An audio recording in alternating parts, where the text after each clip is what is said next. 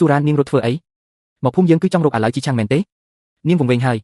នាងជាក្មេងស្រីក្រមុំដ៏ស្អាតម្នាក់ហេតុអ្វីត្រូវតែនៅខ្ជិះខ្ជីពេលវេលាជាមួយវាងជីឆាំងធ្វើអីតើជីឈួនល្អប៉ុណ្ណាប្រសិនបើគ្រួសារនាងបានភ្ជាប់សាច់ញាតិជាមួយគ្រួសារលីននោះទើបហៅថាមានមុខមាត់យាយជីឆាំងគាត់មិនមែនជាមនុស្សបែបនោះទេ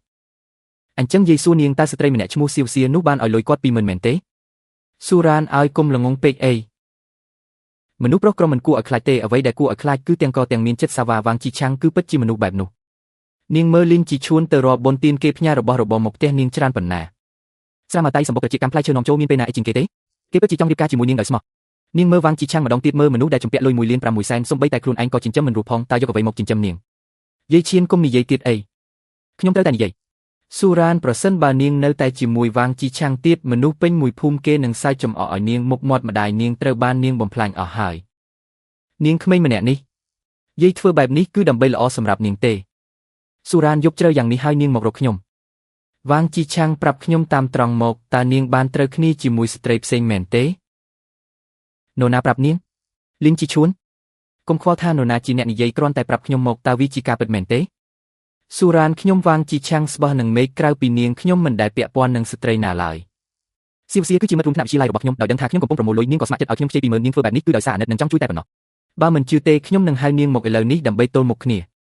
ចុះហេតុអ្វីបានជាគាត់និយាយពាក្យបែបនោះហេតុអ្វីបានជាគាត់ចង់បំបែកបំបាក់យើង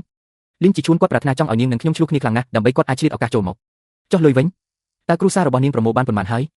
គ្រួសារខ្ញុំបូករួមទាំងសាច់ញាតិប្រមូលបាន830,000ហើយ830,000វានៅខ្វះពាក់កណ្ដាលទៀតមែនទេ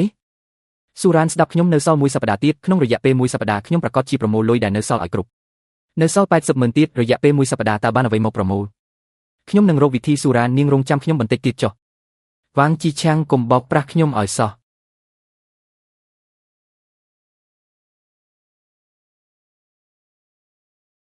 បងប្រុសខ្ញុំសុំទោសខាងស៊ីវហ៊ួយគេដេញដល់ខ្លាំងពេកខ្ញុំមិនអាចបណ្ដោយឲ្យប៉ាម៉ាក់យកលុយទាំងអស់ទៅពាក់ព័ន្ធបានទេ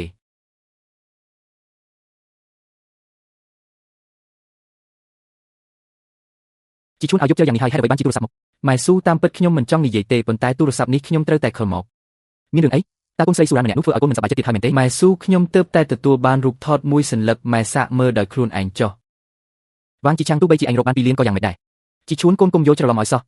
កូនស្រីម្នាក់នោះគ្រាន់តែវង្វេងមួយពេលប៉ុណ្ណោះនៅក្នុងចិត្តនាងប្រកាសជាមានតែកូនទេម៉ែពេលឃើញរូបថត shift នេះក្នុងចិត្តខ្ញុំពិតជាឈឺចាប់ណាស់តើខ្ញុំលីនជីឈួនល្អចំពោះស៊ូរ៉ានយ៉ាងណាម៉ែក៏បានឃើញផ្ទាល់នឹងភ្នែកហើយម៉ែប៉ាម៉ាក់ខ្ញុំដំបងឡើយបាននិយាយថាការរៀបការត្រូវតែមានឋានៈស្មើគ្នាពីរបីថ្ងៃនេះខ្ញុំបានខំបញ្ចុះបញ្ចូលពួកគាត់ប៉ុន្តែឥឡូវនេះនិយាយតាមត្រង់ខ្ញុំអស់សង្ឃឹមណាស់ជីឈួនកូនមិនអាចបោះបង់ចោលបានទេម៉ែនឹងទូរស័ព្ទហៅនាងឲ្យត្រឡប់មកវិញឥឡូវនេះម៉ែប្រកាសជាគ្រប់គ្រងនាងឲ្យបានម៉ែចាំម៉ែគ្រប់គ្រងនាងបានសិនសឹមនិយាយគ្នាបើមិនដូច្នេះទេខ្ញុំមិនហ៊ានរៀបការជាមួយនាងចូលផ្ទះឡើយចៅស៊ូរ៉ាននាងរត់មិនរួចឡើយមើលខ្លួនឯងចុះមើលរឿងល្អដែលនាងបានធ្វើយប់ជ្រៅហើយនាងបែរជារត់ទៅរកអាចជំពាក់លុយក្រីក្រនោះហើយថែមទាំងបណ្ដោយឲ្យគេថតរូបទៀតតើនាងដឹងទេថារូបថតនោះឥឡូវនៅលើដៃនរណាលីនជីឈួនគេកំពុងតែរៀបចំការរៀបការជាមួយនាងតែនាងបែរជាធ្វើរឿងបែបនេះតើនាងទុកមុខមាត់ម្ដាយនាងនៅឯណា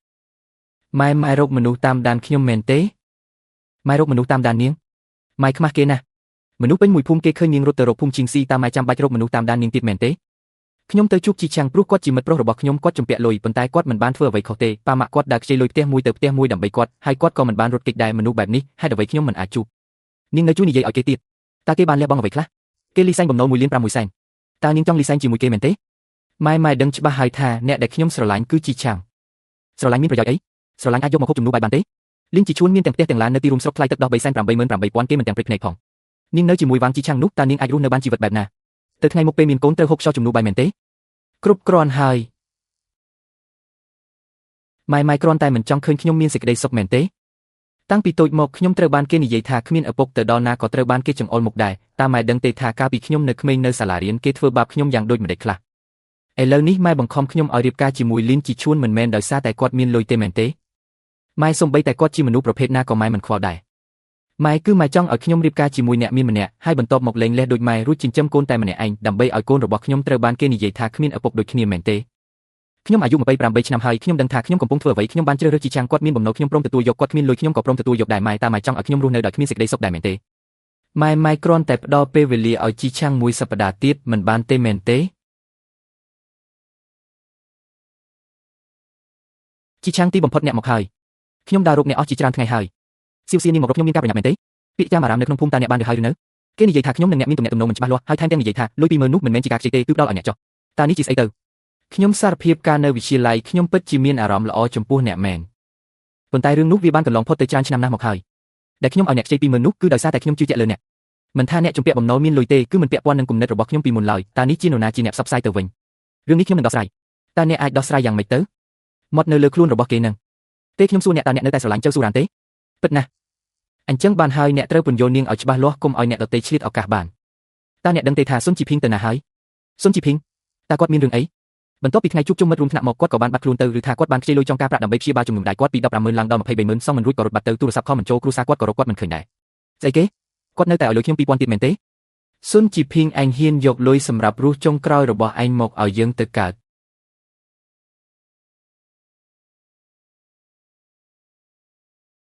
តជីឆាំងនៅទីរួមស្រុកមានគម្រោងតុបតែងមួយភីគីកុងត្រាត្រូវការមនុស្សបន្ទាន់ផលចំណេញ250,000រយៈពេល20ថ្ងៃអាចបើកប្រាក់កក់150,000មុនបានតើឯងចង់ធ្វើទេខ្ញុំដឹងថាឯងជំពាក់បំណុលទើបចង់ជួយជ្រោមជ្រែងឯងមួយដៃការងារមិនធ្ងន់ទេរយៈពេលខ្លីតែលុយបើកលឿន20ថ្ងៃ250,000គ្រប់គ្រាន់ឲ្យឯងដកដង្ហើមបានហើយបើតួការងារ Red Dress នេះលុយនឹងកាត់តាមកាតរបស់ខ្ញុំផ្ទាល់និយាយថាជាប្រាក់កក់ពីភីគីកុងត្រាតើនរណារកឃើញទៅបងថៅការងារនេះខ្ញុំទទួលល្អខ្ញុំនឹងឲ្យភីគីកុងត្រារៀបចំកិច្ចសន្យាប្រាក់កក់នឹងចូលការងារថ្ងៃស្អែកពេលព្រឹកជីឆាំងនេះជាបងប្រុសខ្ញុំឃើញខ្ញុំជំពាក់បំណុលក៏មកជួយជ្រោមជ្រែងខ្ញុំមួយដៃពិតជាល្អណាស់កាន់តែខិតជិត1លាន5ខែទៀតហើយនៅឆ្ងាយទៀតណាស់ខ្ញុំត្រូវទៅដកប្រាក់កក់សិនរួចយកលុយនេះទៅជួយសង្គ្រោះស៊ុនជីភីងប៉ុន្តែតើអ្នកមិនបានភ្នាល់ជាមួយលៀងជីជួនទេមែនទេរឿងនោះខ្ញុំមានវិធីផ្សេងនាងទៅជួលឡានមួយទៅខ្ញុំមិនជឿថារកស៊ុនជីភីងមិនឃើញនោះទេចាស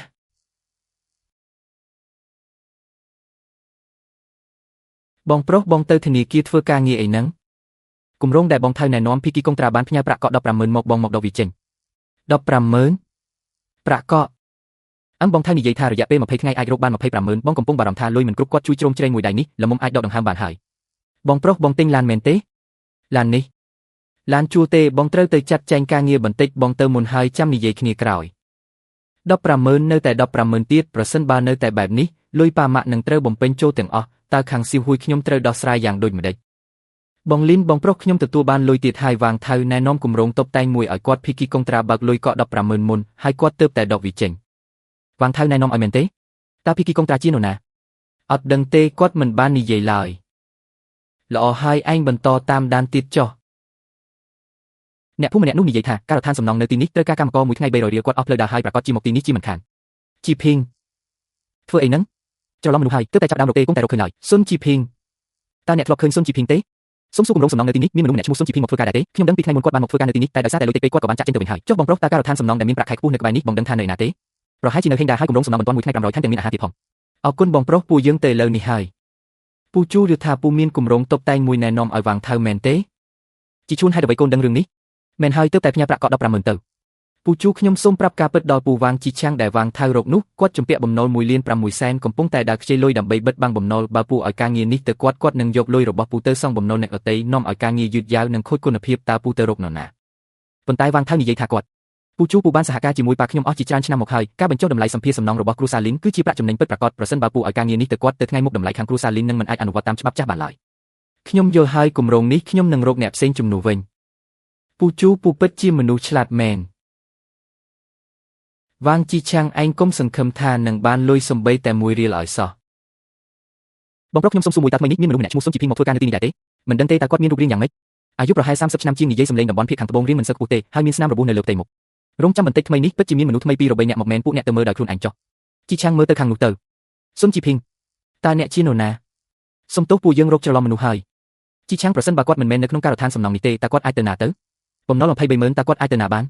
ខ្ញុំខ្លាចណាស់ខ្លាចថារកគាត់មិនឃើញតោះពួកយើងទៅរកនៅការដ្ឋានបន្តទៀតអាស៊ុនជីឆាំងហេតុអ្វីអ្នកនៅទីនេះស៊ុនជីភីងអ្នកធ្វើឲ្យខ្ញុំភ័យស្លាប់ហើយស៊ុនជីភីងទូរស័ព្ទក៏បិទផ្ទះក៏មិនទៅបែរជាមកលាក់ខ្លួនលីសែងដាច់នៅការដ្ឋានសំណង់នេះទៅវិញអ្នកកុំខ្វល់អីអ្នកជំពាក់1,600,000ខ្ញុំជំពាក់230,000ពួកយើងគ្មាននរណាអាចជួយនរណាបានឡើយថ្ងៃជួបជុំមិត្តរួមថ្នាក់នោះតើលុយនៅលើខ្លួនរបស់អ្នកសល់តែ2,000នោះមែនទេស៊ុនជីភីងអ្នកជាបងប្អូនរបស់ខ្ញុំពេលដែលអ្នកពិបាកហេតុអ្វីមិននិយាយប្រាប់ខ្ញុំគឺដោយសារតែចាត់ទុកអ្នកជាបងប្អូនទើបមិនអាចអូសអ្នកឲ្យមកលំបាកជាមួយគ្នាបានអ្នកជំពាក់ច្រើនជាងខ្ញុំស្ថានភាពរបស់អ្នកពិបាកជាងខ្ញុំទៅទៀតលុយទាំងនោះខ្ញុំនឹងសងជំនួសអ្នកត្រឡប់ទៅផ្ទះជាមួយខ្ញុំវិញអ្នកនិយាយថាស្អីខ្ញុំនិយាយថាលុយទាំងនោះខ្ញុំនឹងសងជំនួសអ្នកត្រឡប់ទៅផ្ទះជាមួយខ្ញុំវិញនេះគឺជាប្រាក់កក់នៃគម្រោងដែលបងថៅបានណែនាំ150,000យកវាទៅបិទបំណុលចង់ការប្រាក់នោះសិនទៅរឿងដែលនៅសល់ខ្ញុំនឹងរកវិធីផ្សេងតោះឡើងឡានជាមួយខ្ញុំជីឆាំងអ្នកយក150,000ឲ្យខ្ញុំចុះចំណែកខ្លួនអ្នកវិញតើត្រូវធ្វើយ៉ាងម៉េចអ្នកគ្រាន់តែទៅជាមួយខ្ញុំគឺបានហើយ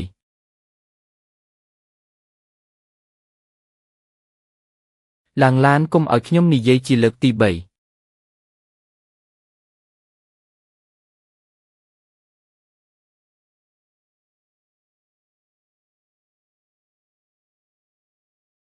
ជីឆាំងភីគីកុងត្រានៃគម្រោងនោះទើបតែទូរស័ព្ទមកគេនិយាយថាបានបដូរមនុស្សនៅនីតិចុងក្រោយហើយ